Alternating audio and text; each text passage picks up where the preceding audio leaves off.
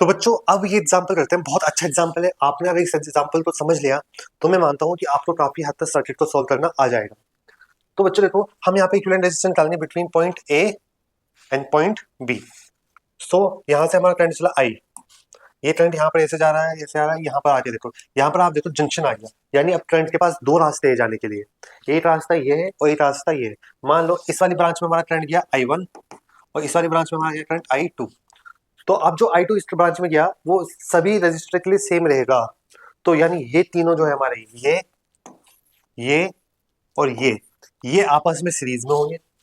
तो ये हो रहा 2 + 2 + 2 कितना हो गया हमारा, कितना हो गया, 6 हो गया। तो इसका मैं आपके लिए सिंप्लीफाइड डायग्राम और बनाता हूं ताकि आपको और अच्छे से समझ में आए। इसका सिंप्लीफाइड डायग्राम यहाँ बनाता हूं मैं, यानी मैं इन तीनों की जगह पर सिंगल रजिस्टर भी यहाँ पे लगा सकता हूँ।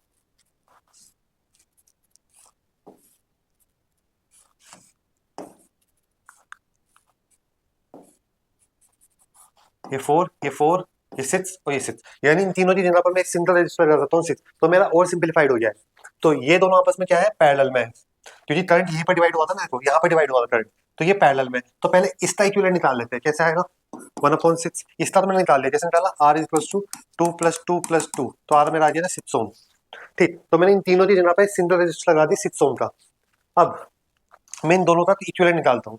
तो 1/R = 1/6 + 1/6, 1/R = LCM आएगा 6, ये 2, तो R यहाँ से आ जाएगा 3 ओम। यानी इसे पूरा सॉल्व इसे पूरा सॉल्व करके हमारा कितना है, 3 ओम। तो इसे थोड़ा और सिंप्लीफाई बना देता हूँ आपके लिए।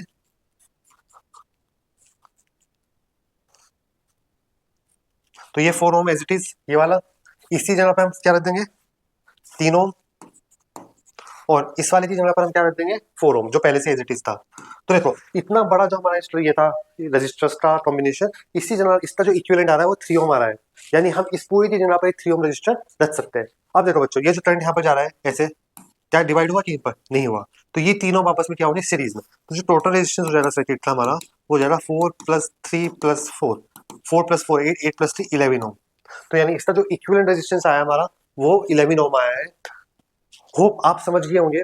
मैं कुछ और एग्जांपल यहाँ पर आपके साथ डिस्कस कर लेता हूँ ताकि आपको अच्छे से समझ में आए, क्योंकि जब तक कि आप इक्विवेलेंट रेजिस्टेंस डालना नहीं सीखेंगे तो आप सर्किट के जो क्वेश्चन होंगे उन्हें सॉल्व नहीं कर पाएंगे।